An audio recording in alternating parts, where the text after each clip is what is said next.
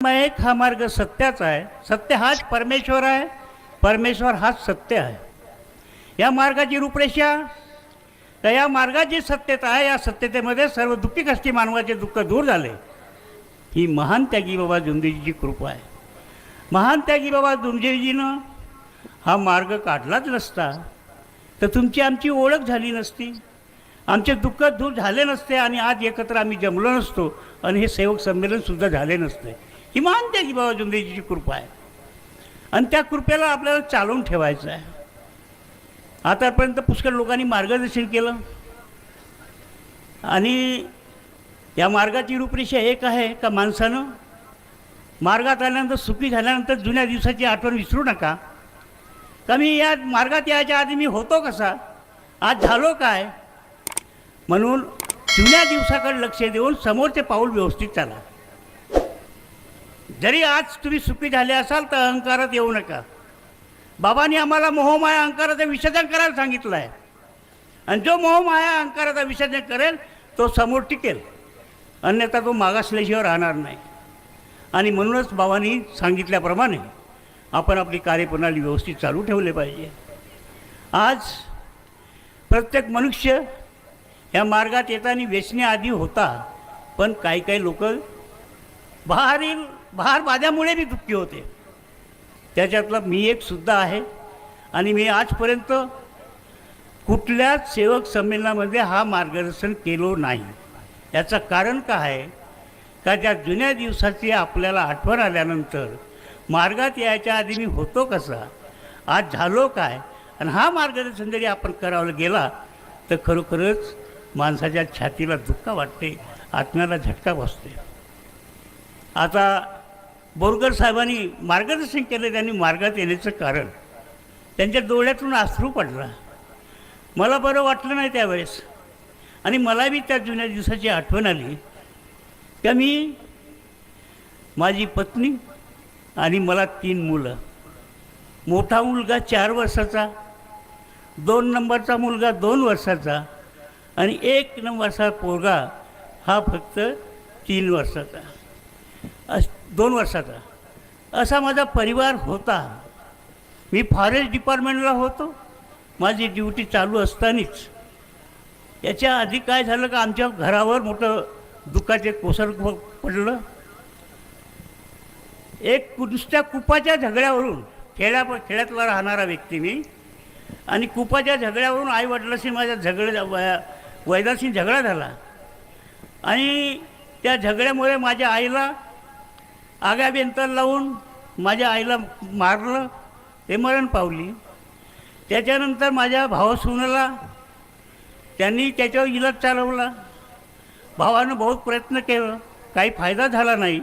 तोही सुद्धा गाव सोडून भंडाऱ्याला गेला आणि एका मुसलमानाच्या हातानं आपले दुःख दूर केले. 3 नंबरवर मी सापडलो गावात. तर माझ्या पत्नीच्या मागं त्यानं त्रास लावलं.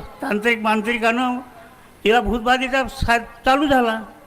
मी समजलं का हा शारीरिक त्रास आहे. मी अंधविश्वास तिच्या दूर होतो, अंधविश्वास मानत नव्हतो. परंतु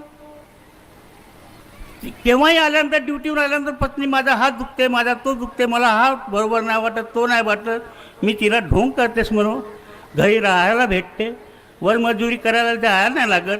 माझा पगार येते, पगाराच्या भरवशावर तू खातेस म्हणून तुला मस्ती येते बा, असं काही उलटासिद्धा गरम भाषेत बोलत होतो. याचं कारण का मी दारू पित होतो. फॉरेस्ट डिपार्टमेंटला माणूस, माझ्या आईवडिलांना कधी दारू पिले नाही, मांस मटण खाल्लं नाही आणि मला माझ्या ज्या ड्युटीवर असताना कर्मचारी लोकांनी मला जबरदस्तीनं दारू पाजली आणि तेव्हापासून मला दारूचा छंद सुरू झाला. पत्नीच्या दुःखामुळे मी अजून दारू पित होतो. पण मला डॉक्टरकडे जा, हे पैसे घेऊन जा म्हणत होतो, पण मी स्वतः तिला डॉक्टरकडे नेत नव्हतो. तब्येत जास्त खालावल्यानंतर मग मला बरं नाही वाटलं का म्हणलं हिला हे काही ढोंग करत नाही. आणि घरी सांभाळणारा आई नाही, वडील नाही, भाऊ नाही, कोणी येत नव्हते माझ्याकडे. वडील आई मरण पावली होती. मी एकट्या घरचा माणूस. मला सरकारी ड्युटी सोडायला लागली आणि मी ड्युटीला राजीनामा देऊन घरी बसलो पत्नीच्या सेवेसाठी. का जरी पत्नी मेली तर माझ्या लहान मुलांचं का होईल बा, म्हणून मी ड्युटी सोडून घरी बसलो. घरी बसल्यानंतर पत्नीचं देखरेख केलं. तिची तब्येत एवढी खालावली का ती बाई 9 महिने झोपली नाही. तेव्हाही तिचे डोळे उघडे. 9 महिने जेवण केलं नाही. नुसत्या चहाच्या पाण्यावर झोर राहायची. एवढंच नाही तर तिच्या अंगामध्ये मांस नाही. डॉक्टरला बोलावलं का डॉक्टर साहेब काही इंजेक्शन द्या, दवाई द्या. तर म्हणे हिला हड्डीला मी सुई टोचू का, हिला मांसच नाही तर मी इंजेक्शन देऊ तर कुठं देऊ. अशी परिस्थिती असताना घराजवळचे लोक कोणी आमच्याकडे येत नव्हते. कारण की यांच्या घरी भूतबाधा आहे, आम्ही याच्या घरी गेला तर आमच्या घरी भूतबाधा येईल बा. म्हणून त्यांनी मला कोणालाच सहकार्य केलं नाही. माझ्या भावाने बी सहकार्य केलं नाही आणि माझ्या रिश्तेदारांनी सुद्धा मदत केली नाही. पैसा बर्बाद केला. तांत्रिक मांत्रिकाने मला लुटून टाकलं. घरामध्ये असलेला सोना नाणा पूर्ण घेऊन गेले. जो बँकेत बॅलन्स होता तोही पैसा नेऊन गेला. मी 5 पैशाला महाग झालो आणि परिस्थिती अशी झाली का आता काय करावं. पत्नी म्हणायला बसली का म्हणे तुम्ही एक काम करा, मला जहर टाकून देऊन मारून टाका जेणेकरून तुमचा त्रास दूर होईल. याचं कारण का पत्नीला मला स्वतः उचलून सरांनी आंघोळ करून द्यायला लागत होता. तिला आंघोळ केल्यानंतर मला ते लुगडा नेसत होती, साडी नेसत नव्हती. मला लुगडा कसा नेसावं हे सुद्धा माहीत नव्हतं. कसं तरी गुणगान करून तिला उचलून खाट्यावर नेऊन ठेवायचं. त्यावेळेस नारळाच्या बाजा होत्या, झोलटी बाज होती. त्या झोलटीमध्ये गठुडी टाईप एका टोपल्यात बंद करायला कशी हातपाय जोडून बसली राहत होती. तिला पाणी गिनी चहा पाणी पाजून द्यायचं, स्वयंपाक पाणी करायचं, मुलांचे आंघोळ पाणी करून द्यायचं, मुलांचे कपडे धुवायचे, मुलांना शाळेत सोडायचं. ही परिस्थिती माझी होती. आणि एवढंच नाही, पाणी कपडे लत्ते धुणं सर्व मलाच करायला लागत होतं. एक दिवस परिस्थिती अशी आली, पत्नीनं सांगितलं का म्हणे तुम्ही आजच्या दिवस माझ्याशी बोला, जे काही झालं ते सोडा, परंतु मला आज दिवसभर तुम्हाला चांगले डोळाभर बघायचं आहे आणि त्याच्यानंतर तुमची माझी काही भेट होणार नाही. त्यावेळेस मी प्रायव्हेट ड्युटी सुरू केलं होतो. घर चालवायचा कसा, परपंच चालवायचा कसा, सरकारी ड्युटी सोडला होतो आणि प्रायव्हेट कंपनीमध्ये मी ड्युटी करत होतो. त्यावेळेस ड्युटीहून यायचं, कंपनीची ड्युटी, दिवसाची फर्स्ट शिफ्ट सेकंड शिफ्ट करत नव्हतो, नाईट करत होतो. कारण घरी सांभाळणारा कोणीच नव्हता. मुलांचं आंघोळ पाणी, पत्नीचं आंघोळ पाणी, कपडे ते धुणं, भांडे घासणं, पाणी आणणं इत्यादी कामं करायला लागत होते. म्हणून मी नाईट ड्युटी करत होतो. पत्नीनं शेवट म्हटलं का आजच्या दिवस ड्युटीवर जाऊ नका, मला तुम्हाला त्याबरोबर दिवसभर बोलायचं आहे. आजचा दिवस गेला तर मी उद्या भेटणार नाही. मला खूप नाराजी वाटली का असं कोणता पाप केला. लोक सर्व खुशीमध्ये आपल्या परिवारामध्ये आनंदामध्ये गोड गुलाबीनं वागत आहेत. मी कोणता असा वैरी आहे का माझ्या नशिबामध्ये असं कोणता पाप आहे का माझ्या मागं असं हात धुवून लागला आहे. म्हणून मी उगाच बसला होतो. माझ्या खिशात फक्त 4 आणे होते. पत्नी जरी मेली तर बातमी कशी द्यायची, त्यावेळेस फोनची अरेंजमेंट नव्हती आणि माझ्या खिशात 4 आणे होते. म्हणून माझी जे RD जी होती ती बेल्यामध्ये होती. म्हणून मी बेल्याला RDला विड्रॉल करतो बा, आणि ते जरी मेली तर तिथं पैसे लावायला बरं राहिले. त्यावेळेस मरण पावल्यानंतर आम्हाला सायकली किरायानं करायला लागत होत्या आणि सायकलनं बातमी पाठवावं लागत होतं. आता फोनद्वारे जिकडे तिकडे मॅसेज जातो, सायकल किरायाची पाठवायला पैसे नाही बा. म्हणून मी बेल्याला गेलो. जातेवेळी पत्नीला म्हणलं का मला फक्त 2 तासाची सुट्टी दे, 2 तासात मरू नको बरं, माझा वचन आहे तुला, मी कमी 2 तासात आल्यानंतर मी तुझ्याजवळच राहीन, तुला सोडून जाणार नाही. मी बेल्याला गेलो. भिवगडे मास्तर जातीचे SC समाजाचे होते. भरण्याची कसं येणं झालं, मी म्हटलं माझी विड्रॉल करून द्या. म्हणे पहा म्हणे 1 वर्षासाठी विड्रॉल करू नका, तुमच्या पोराची भाकर आहे. म्हणलं साहेब मला त्या भाकरीशी काही मतलब नाही. माझी पत्नी मला तिनं आखरीचा शब्द मला दिला का आज माझ्याशी बोलून घे, म्हणून जरी मेली तर माझ्याजवळ 5 पैसे नाही, माझा विड्रॉल करून द्या RD आणि मला जाऊ द्या घरी. परंतु तो म्हणायला बसला का मी जातीचा SC समाजाचा व्यक्ती आहे, जरी माझ्या पंचशीलेचे तत्त्व तुम्ही जरी पकडला तर खरोखरच तुझे दुःख दूर होऊ शकतात, तुझ्या पत्नीचे भूतदैव हे दूर होऊ शकते. पण जातीभेद आणि या जातीभेद म्हणजे म्हणे तुझे रिश्तेदार तुला बाहेर काढतील, म्हणून तुमचाच म्हणे अगरबत्तीचा मार्ग आहे. हनुमानजीची पूजा करतात म्हणे या आमच्या गावामध्ये लोक, त्यांना फायदा झाला आहे, तू त्यांच्याकडे जा. अरे बाबा म्हणला, मी हनुमानाची तर सेवक भक्त पहिल्यापासून त्याच आहो. माझ्या घरून काकड आरती नाही गे, मी दररोज शनिवारी नारळ फोडत होतो, पण तेव्हाही माझा परमेश्वर माझ्याजवळ आला नाही. जरी मी किती देवाची पूजा केलो पण मला काही परमेश्वर आळवला नाही. हा कोणता मला हा अधिक मार्ग आहे बा, तू जाऊन तर पाय म्हणे. त्याच्याजवळची एक सेवकाचा रिश्तेदार बसला होता पुडके, त्यांनी मला कार्यकर्त्याकडे नेलं. कार्यकर्ता हजर नाही, शेतावर गेला. शेतावर गेल्यानंतर आम्हीही शेतावर गेला. कार्यकर्त्याला म्हणला, साहेब मला मार्गात यायचं आहे, पण माझ्या पत्नीची तब्येत जास्त सिरियस आहे, काय करायचे ते सांगा. मार्ग रस्त्यावरचा नाही म्हणे, हा काळी कचऱ्याचा मार्ग नाही आहे म्हणे. याच्या त्यासाठी म्हणे तुमच्या घराची एकता जरी असेल तर कार्य देतो, नाही तर काय का कोणाला विचारायचं आहे, द्या मला मार्ग. तसं मार्ग मिळत नाही, तू घरी जा. अरे घरी जाईन, उद्या येईन, ते रात्री तू मरून जाईल. हाच तुमच्या बाबाचा मार्ग का म्हणला? अरे जो मरत आहे त्याला तुम्ही वरत उभा करा ना, काहीतरी करून द्या ना, लिंबू करून द्या, धागा दोरा करून द्या, काहीतरी सांगा ना. तर म्हणजे तुझ्या घरी जेवढे लिंबू धागे असतील तेही विसर्जन कर, तेही ठेवू नको, पण तुला मी काहीच देऊ शकत नाही, फक्त शब्द. तुला मी जो शब्द देतो का, त्या शब्दामध्ये तुझी पत्नी कधी मरणार नाही. मी म्हणला, साला हा कोणता देवाचा बाप आहे बाबा, असा आहे मार्गदर्शक. मी म्हणला, साहेब काहीतरी करून द्या ना. काहीच नाही करून देत म्हणे, फक्त बाबा हनुमानजी म्हणा लावू आपल्या पत्नीला म्हणे. 5 शब्दामध्ये किती पॉवर आहे. मी घरी आलो. घरी आल्यानंतर त्या घरी जायच्या आधी त्या पोस्टमास्टरकडे गेलो. साहेब म्हणलं, त्यांनी कार्य मला दिलं नाही, फक्त शब्द सांगितलं, बाबा हनुमानजी मन म्हणून जा म्हणे, घबरावू नको म्हणे, जरी मरणही पावली परंतु तुझी मी RD विड्रॉल करणार नाही. 1000 रुपये मी तुझ्या घरी पाठवीन, मग नंतर पाहू, पण जा तू पत्नीची सेवा कर. घरी आलो, पत्नीजवळ गेलो, बसली, रडली. ते मलाही बरं नाही वाटलं त्यावेळेस. तिला आता काय होता, ते मला हिंमत देईल का मी तिला हिंमत देणार. हा जीवन काय नरनारीवर आधारित आहे. आपला जीवन त्याच्यावर चालतो, आपला कुटुंब त्याच्यावरच चालतो, पती आणि पत्नीवरच. ते मला हिंमत देईल किंवा मी त्याला हिंमत देणार आहे. दोघाला एकमेकच रडत जाऊ, एकमेकाला हिंमत देत राहू. म्हणे मला एक वेळ चहा पाजा. दररोज काळीच चहा पेत. ते 9 महिने जेवली नाही, 9 महिने झोपली नाही. रात्री केव्हाही पाहिलं तर तिचे डोळे खुले राहायचे. मी म्हटलं कार्यकर्त्याकडे गेलो होतो, कार्य करायचे आहेत बा, पण त्यानं म्हणलं का देव वगैरे सर्व विसर्जन कर.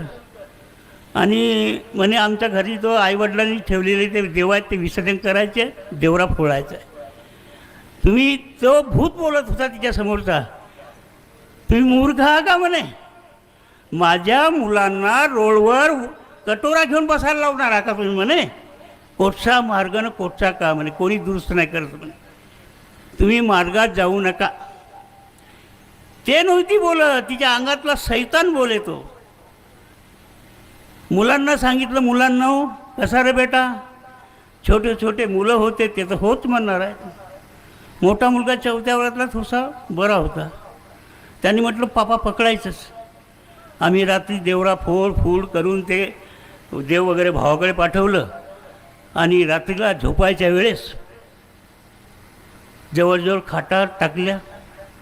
तिच्या खाटेजवळ मी माझी खाट ठेवली आणि तिला सांगितलं का फक्त एवढीच म्हण, बाबा हनुमानजी मला जरी चाराने जरी आराम पडला आणि माझे त्रास दूर झाले तर मी उद्यापासून हा मार्ग पकडायसाठी मी माझ्या पतिदेवाला मार्ग कार्यकर्त्याकडे पाठवेन. अशी म्हणशील का? असं म्हणल्यानं कधी दुःख दूर होते का? अरे बाबा हनुमानजी तर म्हणशील. हो म्हणीन, जा. झोपली. मी जवळ झोपलो. मी रात्रभर झोपलो नाही. अर्ध्या तासानं तिची नाडी पाहत होतं. मेली तर नाही, आज मरणार आहे. तर 1 तास झाला, अजून पाहायचं मेली तर नाही. उठून पाहायचं तर ते तिचे डोळे जे उघडे राहत होते 9 महिने, त्या दिवशी तिचे डोळे लावले होते. मी म्हटलं हिनं डोळे लावलं तर हे का आमचे डोळे लागले तर नाही, म्हणून मी रात्रभर नाडी चेक करत राहो, मीच डॉक्टर बनलो. पण तिचे झटके देत होते नाडी. म्हणलं हे जिवंत आहे. सकाळ झाली, मी आपला लोटा धरलो. त्यावेळेस आमच्या खेड्यापाड्यामध्ये संडास नाही, म्हणून शेतावर मी संडासकडे गेलो. तिकडे मी पोहोचत नाही तर मोठ्या मुलाला जाग आला. तो चौथ्यावर होता. तो म्हणे आई आई म्हणे. त्याला बी माहीत होता का आई मरणार आहे आज. आई आई म्हणे. ते काही बोलायचीच नाही. जाऊन पाहिजे तर डोळे लावलेले आहेत. इकडे काय झाला का जो नंबर 2चा मुलगा होता आणि नंबर 3चा होता, त्या मुलाला त्यांनी उठवलं. अरे प्रशांत, सुरेश उठा, आई मरण पावली आणि बाबाही घरी नाही. ते रडायला बसले. घराजवळ चौकातलं घर. सकाळी खेड्यामध्ये लोक शेणपूजा फेकायला जाणारे, पाणी भरणारे. तिथून जाता जाता बाया जमा झाल्या. 10 म्हणता 20, 25, 30 लोक बाया जमा झाल्या. लोक जमा झाले. का झाला का झाला का झाला. दुरून पाहायचं का झालं नाही तर म्हणे माझी आई मरण पावली. तर पापा कोणाचं माहीत नाही. लोकांना असं वाटलं का पत्नीच्या याच्या नाराजीमुळे हा उठून पडाला असेल, अशी चर्चा सुरू झाली. मी येत असतानाच विहिरीवर एक बाई मिळाली आणि ती बाई मला म्हणायला बसली का म्हणे, जा म्हणे, तुझी पत्नी आणि तुझे मुलं बाळं यांची तू सेवा पुष्कळ केलास, अंतिम संस्कार जो करायचा तो कर म्हणे. आणि तिला हिंमत दिली. मी म्हटलं तू खरोखर जा म्हणे, तुझ्या घरी बाया जमा झाल्या आहेत म्हणे. तिथंच चिंपट फेकलं आणि मी धावलो. धावल्यानंतर तिथं माझा एक मित्र होता, जिल्हा परिषदचा क्लर्क. तो म्हणायला बसला का भरणेजी म्हणे, भरणे भाऊ म्हणे, तुझ्या गावचे कोण्या गावचे बाहेर दूरचे रिश्तेदार आहेत, त्यांचे नावं सांग. आणि ते नाव सांगल्यानंतर मी म्हणे तिथे हे माणसं पाठवतो आणि जवळपासचे मग नंतर विचार करू. पण दूरचे पहिले हे सायकली आणल्यात म्हणे. त्यानं 9-10 सायकली किरायच्या बोलावल्या होत्या. आणि तो म्हणे सांग कुठं बातमी द्यायची देऊन देऊ. मी म्हटलं बातमी तर नंतर देऊ यार, एक नजर फक्त पत्नीला बघतो, मला पाहू तर दे. म्हणे पाहिजे पण पहिले तेथपर्यंत 2 माणसं बाहेरगावी सोडून देऊ नये दूरवाल्यांना. मी म्हटलं आता सध्या थांबतं. मी ज्यावेळेस गेलो, बाया खूप रडत होत्या. काही तिच्या मैत्रिणी होत्या, त्या बी रडत होत्या. घरात तिच्याजवळ ज्यावेळेस छपरीबंदी गेलो, 3ही मुलं रडत होते आई आई म्हणून. त्यावेळेस मला वाटलं का असाला खरोखरच आपण पापी आहोत. काय हिचा जीवही गेला तरी मला माहीत नाही. मुलांना हिंमत दिलं, धीर दिलं, बेटा थांबा.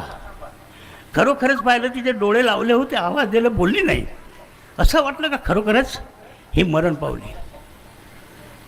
मुलांना तिघही मुलं बिलगले मला. बाबा म्हणे आई गेली, आता कसं करायचं. थांबा म्हटलं. पण त्या मार्गदर्शकानं फक्त एवढा शब्द दिला होता का म्हणे संकटाच्या वेळेस फक्त बाबा हनुमानजी पत्नीला म्हणायला सांगजो. हा माझ्या लक्षात राहिला.